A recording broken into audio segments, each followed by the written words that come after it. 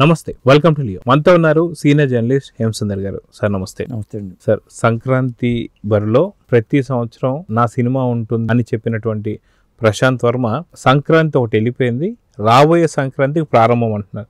అది ఏంటి, ఎవరితో అంటే ఏం చెప్తారు? ఆయన నేను రిలీజ్ చేస్తాను లేదుగా, ప్రతి సంక్రాంతి బరిలో నా సినిమా ఉంటుంది అన్నారంటే ఈ సంక్రాంతికి స్టార్ట్ చేస్తారేమో. అట్లా కూడా అనుకోవచ్చుగా, ఈ సంక్రాంతికి స్టార్ట్ చేసి నెక్స్ట్ సంక్రాంతికి రిలీజ్ చేస్తారేమో.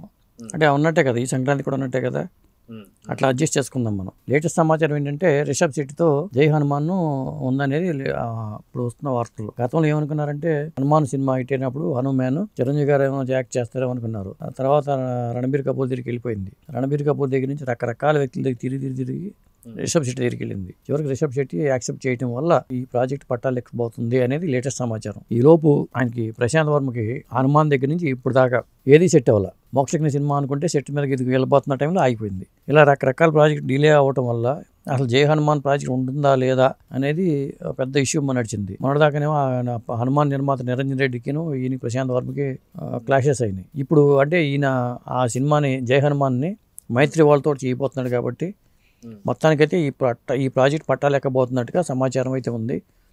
జనవరి నుంచి మే వరకు కూడా రిషబ్ శెట్టి డేట్లు ఇచ్చారు జై హనుమాన్ కోసం అనేది ప్రస్తుతం ఉన్న సమాచారం అండి. అయితే వాస్తవానికి ఇటీవల కాలంలో ప్రశాంత్ వర్మపై ఎన్నో రకాల ఆరోపణలు, అదేవిధంగా చూసుకుంటే ఎన్నో రకాలుగా జరుగుతున్నాయి. ఏంటంటే ఆయన డబ్బులు నిరంజన్ రెడ్డి దగ్గర తీసుకున్నారని చెప్పి, డబ్బులు ఇంకా రిటర్న్ ఇవ్వాలని చెప్పి, ఒకరు ఇస్తే 200 కోట్లు పైచిలకు ఇవ్వాలని చెప్పి, ఇలాంటివన్నీ వింటున్నాం.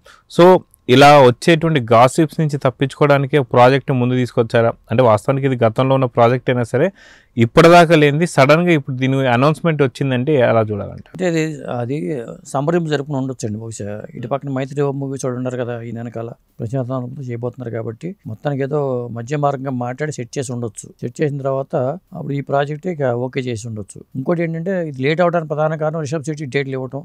అంటే కాంతారా 1 రిలీజ్ దాంట్లో పడిపోయాడు ఆయన. ఆ సినిమా పూర్తి చేయడం, రిలీజ్ చేయడం అనే దాంట్లో పడిపోవడం వల్ల లేట్ అయింది అనుకుంటున్నాను నేను. ఇప్పుడు ఆయన ఫ్రీ అయిపోయాడు కాబట్టి ముందు ఈ సినిమాని కంప్లీట్ చేసుకుని ఆ తర్వాత ఆయన మిగతా కమిటీ అయిన వాటికి వెళ్ళే ఆలోచనలో ఉన్నాడని చెప్పి అంటున్నారు. సో గతంలో హనుమాన్ వచ్చింది, ఈసారి జై హనుమాన్ రాబోతుంది. సో అంచనాలు ఎలా ఉన్నాయంటే ఏం చెప్తారు? అంటే ఒకటండి, నేను అనుకోవడం ప్రశాంత్ వర్మ తొందరపడడానికి ఒక కారణం, మొన్న వారణాసి ఈవెంట్లో రాజమౌళి గారు తన సినిమాలో రామాయణం సంబంధించి ఒక అరగంట ఎపిసోడ్ ఉంటుందని చెప్పారు. ప్రధానంగా రామరావణ యుద్ధం టైంలో హనుమంతుడు ఆ సన్నివేశాలు కొన్ని ఉన్నాయి. మనం చూపించాలి కానీ ఆయనకన్నా ముందే హనుమంతుడిని మళ్ళీ రాజమౌళి గారు చూపిస్తే మళ్ళీ కంపారిజన్ మొదలవుతుంది అని భయం కూడా కావచ్చుగా. మనం ముందు చూపించేద్దాం మనం అనుకునే కథలో. ఇది సోషియో ఫాంటసీ, అది కూడా సోషియో ఫాంటసీ సినిమానే. కాబట్టి అప్పుడు ఫ్లాష్ బ్యాక్ వెళ్ళి టైం ట్రావెల్తో వెళ్ళిపోయి తీసుకొచ్చే సినిమాగా అది చేస్తున్నారు. హనుమంతుడి మీద ఎవరు చేసినా ఇప్పుడు హిట్ అవుద్ది, ఎందుకంటే జనాలు చాలామంది ఆరాధిస్తారు కాబట్టి.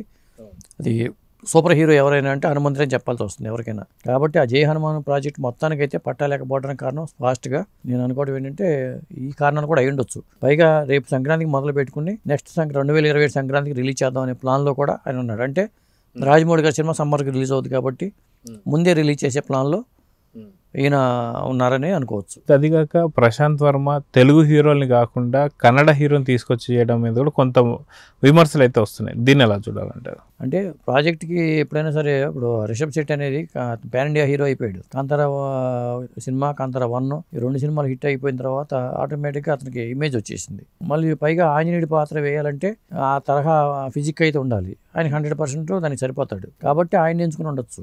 ఈ తేజసజ్జా ఫస్ట్ పార్ట్ హనుమాన్లో ఉన్నాడు కాబట్టి దీంట్లో ఉంటాడా లేదా, సీక్వెల్ అన్నప్పుడు కంపల్సరీగా ఉండాలి కదా. మరి తేజసజ్జా సంబంధించిన సినిమాల్లో ఇప్పుడు జామిరెడ్డి 2 ఒకటి వినిపిస్తుంది, మళ్ళీ మిరాయి 2 అంటున్నారు. కాబట్టి సీక్వెల్స్ మీదే ఉన్నాడు తేజసజ్జా.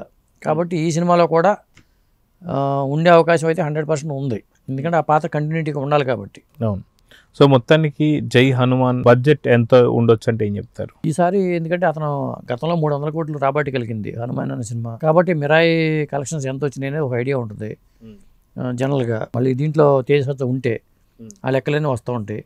అలాగే కాంతారా కలెక్షన్స్ ఎంత వచ్చినాయి ఉంటుంది, దాన్ని బట్టి బడ్జెట్ పెడతారు. ఇప్పుడు మనకు వైబిలిటీ ఉందా లేదా, ఎంత పెట్టవచ్చు ఎంత పెట్టకూడదు అనేది ఒక లెక్క ఉంటుంది హీరోలను బట్టి. ఇక్కడ ఆ ప్రకారం చూసుకుంటే మినిమం వాళ్ళు దగ్గర 300-400 కోట్లు అయితే పెట్టాల్సి వస్తుంది.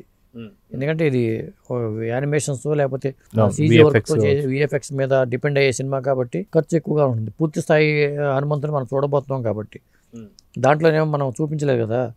మారు రూపాల్లో కూడా చూపించుకుంటూ వచ్చారు కాబట్టి దీంట్లో పూర్తి స్థాయి హనుమంతుని చూపించబోతున్నారు అన్నమాట. సో చూద్దాం సార్, మొత్తానికి జై హనుమాన్ అప్డేట్స్ జనవరిలో స్టార్ట్ కాబోతున్నది శాత అన్నారు. సో అప్డేట్స్ ఎలా ఉండబోతున్నాయి, ఎప్పుడు రిలీజో చూద్దాం మరి. నమస్తే. నమస్తే అండి.